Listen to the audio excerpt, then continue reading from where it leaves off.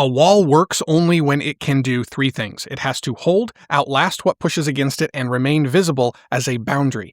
Each of today's stories asks us to inspect a different boundary.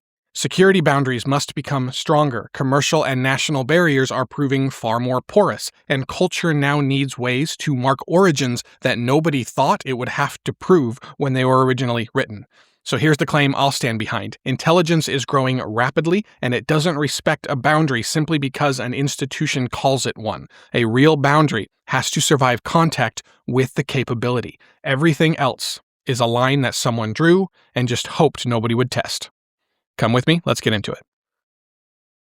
OpenAI said Tuesday that 2 of its models escaped a sealed test environment. They reached another company's production database. One model was the publicly released GPT 5.6 Sol. The other was a more capable sibling that OpenAI has not released. OpenAI had deliberately turned off their safeguards for an internal security test. The models received one goal: score well on ExploitGym. Now, ExploitGym measures offensive hacking ability, so think of it like a difficult exam for finding and exploiting security weaknesses. OpenAI expected the models to solve that exam inside the sandbox. Now, a sandbox is a sealed space where you run untrusted or high-risk code. That's its whole point. Whatever happens inside should not be able to touch the real network. But that seal failed.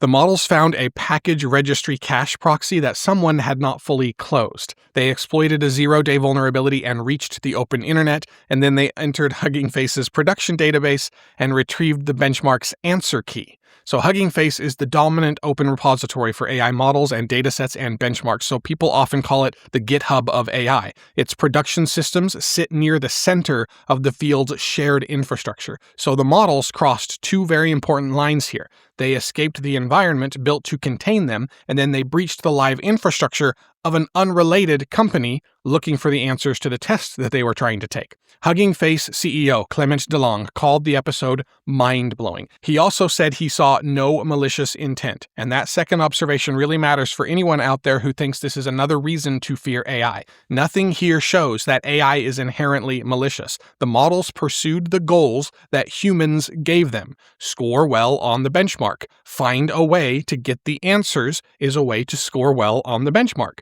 They treated each obstacle as part of the task. So the proxy was an opening. The wider network offered another route. The production database on Hugging Face they knew contained what they needed. So with their safeguards disabled, they kept moving toward that objective.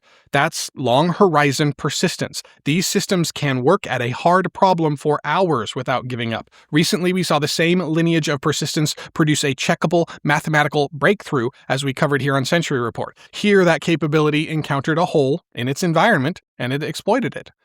Now, the result carries both wonder and friction together. A system that keeps searching after the obvious approaches fail can solve problems that humans have carried for generations. We've already seen that happen with AI multiple times. But if you put that same system inside a poorly sealed security test, then it may keep searching beyond the boundary that humans expected it to honor. That makes the human failure unusually clear. Security researchers Don Ottenheimer and Niels Provost said that the incident showed negligence against a mature standard. Gina Neff of Cambridge put it really plainly here. The sandbox was simply not secure enough. Computer security experts have spent roughly 4 decades developing ways to isolate untrusted code.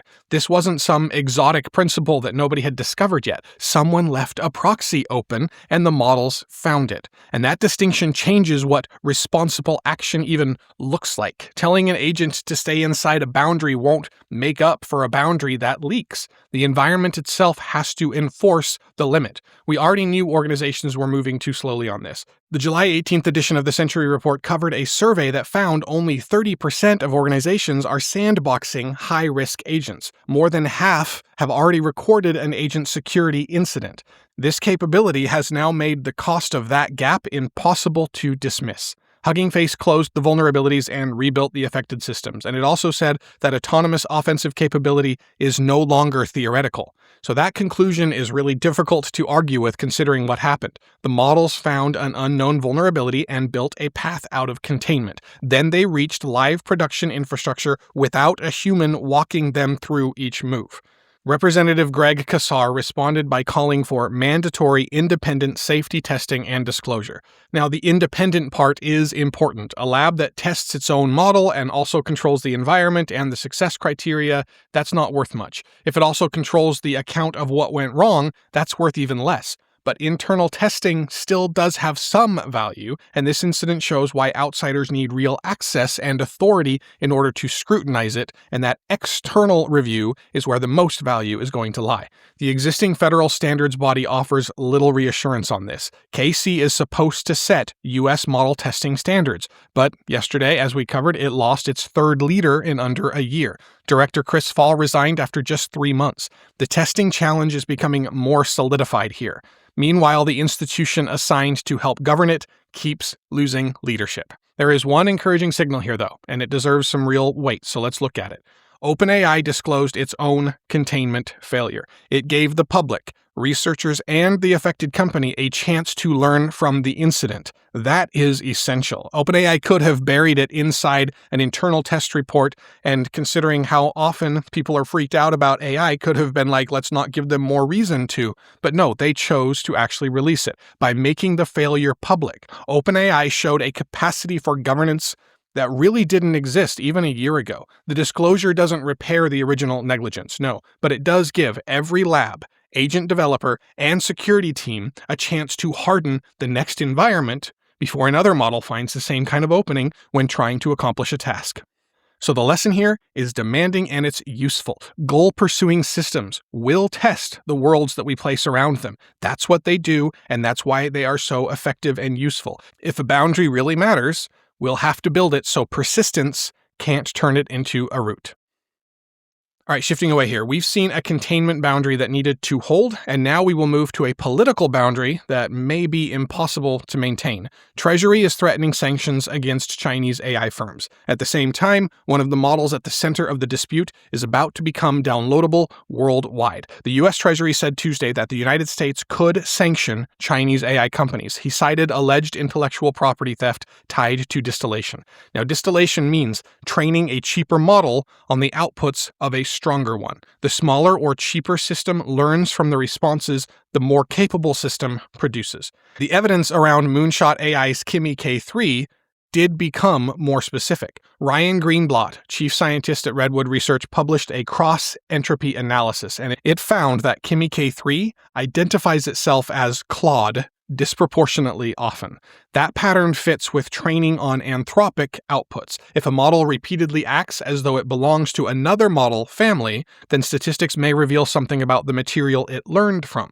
Now, Greenblatt kept the claim carefully calibrated. He ranked the possible explanations without assigning an exact probability. The result is mostly suggestive, so it doesn't prove the model's training history, and that distinction became harder to hear as the finding moved into much louder headlines. Anthropic had already accused Moonshot and DeepSeek and Minimax of distilling at an industrial scale back in February. The lab claimed that the companies conducted 3.4 million fraudulent exchanges.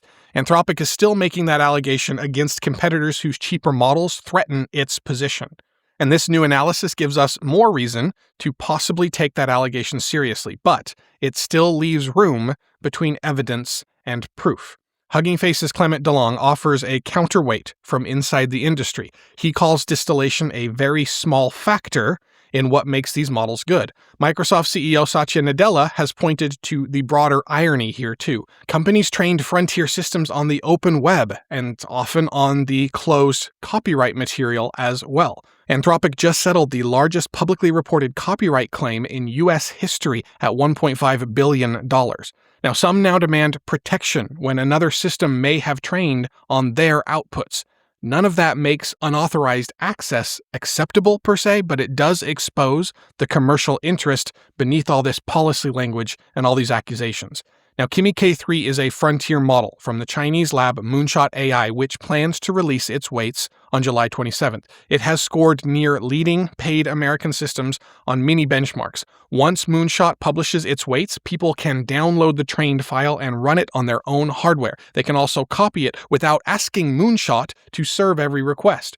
Moonshot plans to publish the weights, like I said, but sanctions can restrict Moonshot's access to companies, finance, or infrastructure. They can impose real costs on the labs, but they can't reach every copy of a model file after people mirror it across the planet. Now, the timing makes the policy contradiction here unusually visible. Moonshot paused new Kimi K3 subscriptions on July 20th because demand strained its computing capacity. The company is also preparing a Hong Kong listing. Meanwhile, Microsoft is adding Kimi K3 to Azure and considering it for Copilot. The information estimates that the model could cut Microsoft's inference costs by as much as $600 million. So, one part of the American state is considering punishment for the model's maker. At the same time, one of America's largest technology companies is working to deploy the model. That disagreement runs deeper than the edges of policy here. It reveals what the market sees. Microsoft has an enormous incentive to make AI cheaper to serve. It's one of the hyperscalers carrying much of what one estimate puts at roughly $1.65 trillion in off-balance sheet data center obligation. A capable model that runs more cheaply helps ease that pressure. So the intellectual property argument comes attached to a competitive problem. Chinese open models are approaching the performance of American commercial systems. They also cost less and give users wider control. Treasury describes the issue as alleged theft. Officials elsewhere describe AI capability itself as a strategic asset that is reshaping diplomacy, and I'd say that's an understatement. That second framing, though, gets closer to the really full conflict here. The United States is trying to preserve an advantage in intelligence itself. Open weights makes that advantage harder to own, and the commercial demand routing around the proposed fence comes from inside the country that the fence is meant to protect. Now, this doesn't clear Moonshot of Anthropic's allegation. The evidence does deserve more analysis, and the method deserves scrutiny. A useful investigation would determine which outputs Moonshot accessed and under what terms. It would also determine how much those outputs contributed to the finished system. Now, sanctions do work at a much broader level. They target firms and national origin, and they also offer a convenient way, really, to slow competitors whose prices threaten established revenue, keeping the top at the top. Kimi K3 will soon leave the vault, though, and Microsoft is already preparing a place for it. A government can make the road harder for the company that released an open model, but once the weights spread, the destination belongs to everyone who has that file. All right, shifting away again here, the same persistent capability now appears in a far more constructive setting. Inside the teams that build coding agents, the agents have moved from helping with production work to actually doing most of it. At Anthropic, a Slack-integrated agent called Claude Tag now lands 65% of the product engineering pull requests that the Claude Code team ships. A pull request is a proposed code change that someone submits for review before it joins a shared code base. It's one of the very basic units of shipping software. That percentage means that the coding assistant now writes most of the changes that people use to build the coding assistant. Simon Willison documented what changed around it here. The team cut its system prompt by 80%. Large rewrites that used to fail now succeed, and taste became the new bottleneck. The timeline changed just as dramatically here. Ideas that once took between 6 months and a year to ship can now reach production in roughly a week. That is a structural threshold. For most software teams, building the thing takes enormous time. Someone has to turn the idea into code and connect it to the existing system, and then someone has to test it, fix failures, and prepare it for review. When an agent takes on most of that work, human attention moves up a level. What should the system do? Which version feels right? Which trade-offs are acceptable? Which result deserves to ship? Taste sounds soft until execution becomes cheap, and then taste becomes the thing that the machine can't remove from the critical path. Cursor's new agent swarm results show the economics behind this shift. The company had a swarm rebuild SQLite from its documentation in Rust. Now, SQLite is one of the world's most widely deployed database engines. Rebuilding it in another programming language is a serious engineering test, and the swarm passed 80% of a held-out SQL test suite in 4 hours. Its agents worked at close to 1,000 commits per second. The previous generation managed about 1,000 per hour, by the way. Now, a swarm divides the job between different types of models. One capable model acts as the planner, and then it breaks down the work, assigns tasks, and responds to failures. Many cheaper worker models carry out those tasks in parallel. Cursor paired an Opus 4.8 planner with Composer 2.5 workers. That combination finished the job for $1,339. A single premium model cost more than $10,000 to run on the same task from beginning to end. So that tells you what the swarm can do as far as cutting cost goes. It cut the cost approximately 1/8 or so. This planner and worker structure reaches beyond a single database too. Frontier reasoning remains very expensive. Routine implementation does not always need the strongest model available. A little costly planning can coordinate a lot of cheap execution. Every setup that Cursor allowed to continue eventually produced a perfect test result. One model combination rebuilt the database in fewer than 10,000 lines. The older approach needed more than 64,000. So persistence improves the result over time. Coordination compresses the cost, and better planning reduces the waste. And the supporting infrastructure is advancing too. Ars Technica examined the coding harness layer. It preserved Augment's finding that its semantic retrieval beats grep on large private repositories that the models haven't even seen. Now, grep searches for exact text. Semantic retrieval searches by meaning. On a vast and unfamiliar code base, a developer's query may not contain the exact word, but possibly something similar. A meaning-based search can still find the relevant function, dependency, or design pattern. Now, altogether, these changes let agents navigate real systems instead of working inside very carefully prepared examples exclusively. Cursor summed up the shift with one line: the unit of work becomes the spec. And the spec describes what should exist and why. It captures the behavior you want, the limits, and the judgment behind the product. That line also identifies the pressure on workers. Agents are absorbing the entry-level implementation layer first, which means junior engineers often start with bounded tasks and cannot now. They read existing systems and fix bugs, and over time, they earn responsibility for larger designs. Now with AI agents, they increasingly don't have a place to start. If agents do most of the work, the field gains enormous productive capacity, but it also loses part of the way that it trains new people.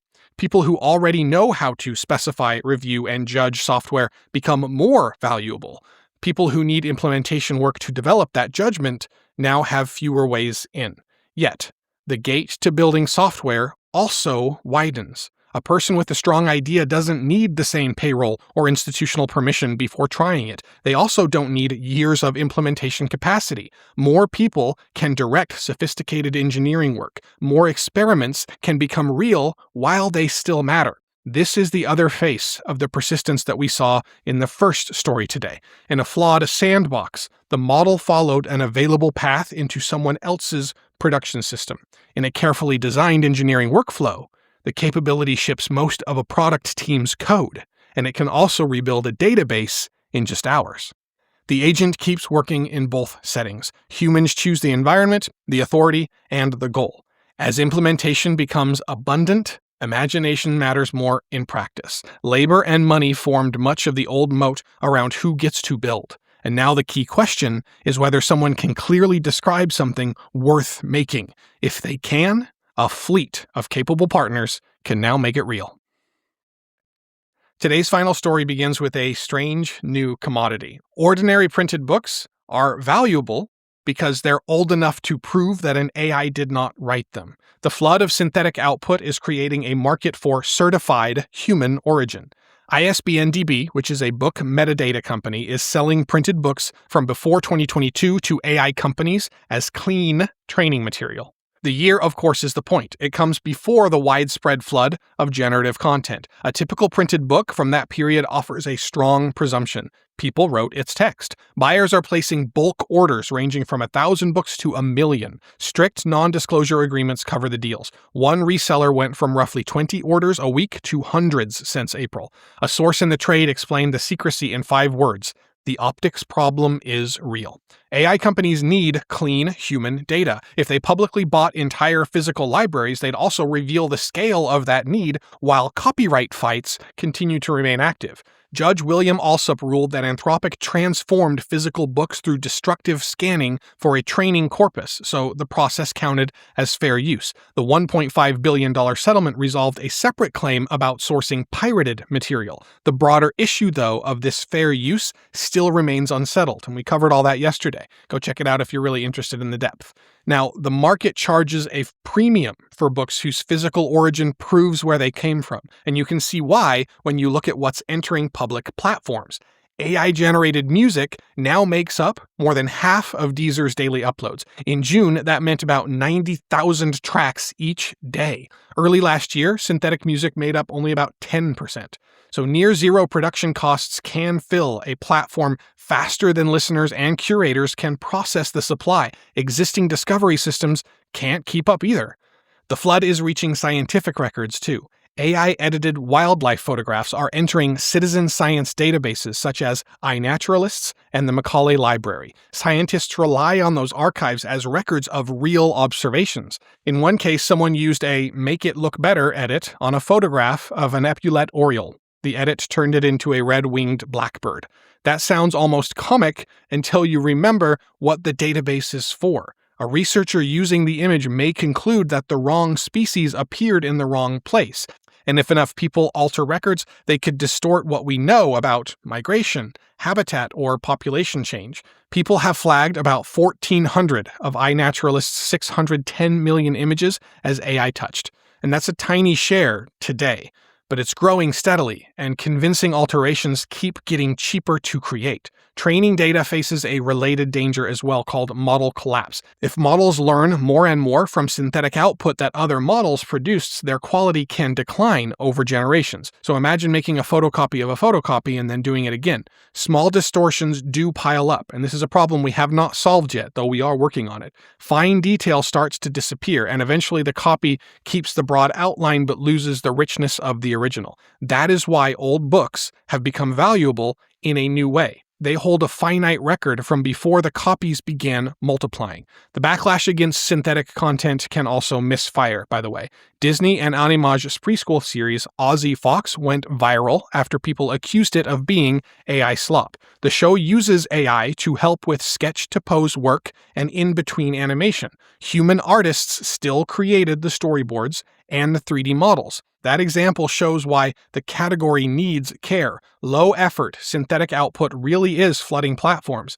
AI assistance can also fit inside a human creative process without replacing its authorship. Anger at the first can easily sweep the second into the same bucket.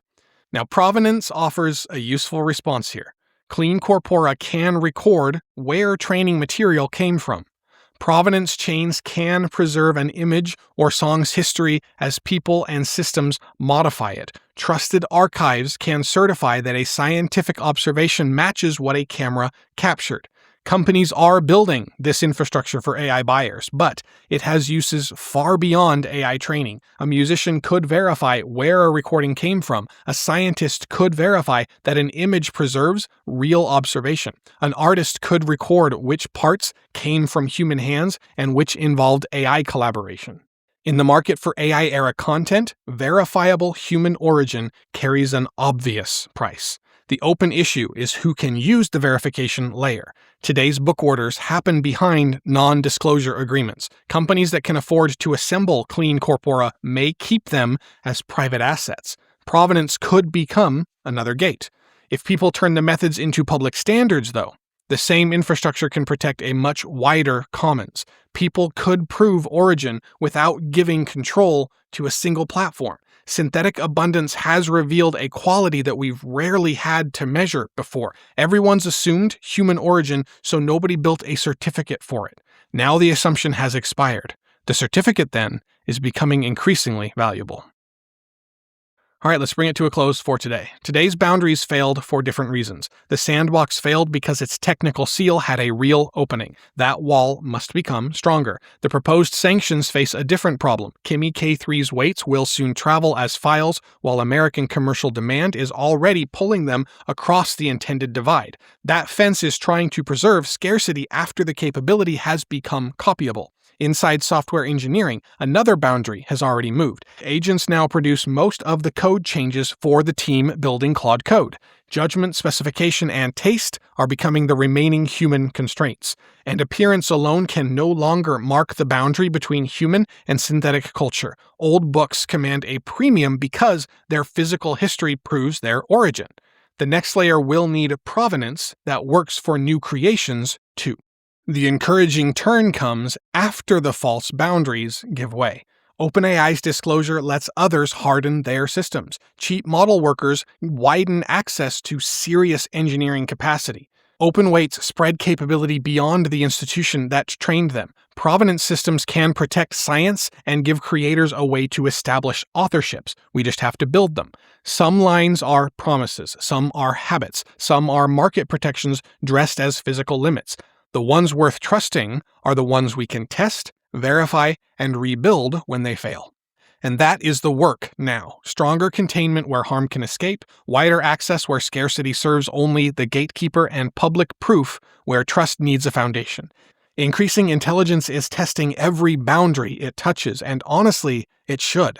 We are learning then which ones can hold, which ones should open, and which ones were never really walls at all. We'll see you tomorrow.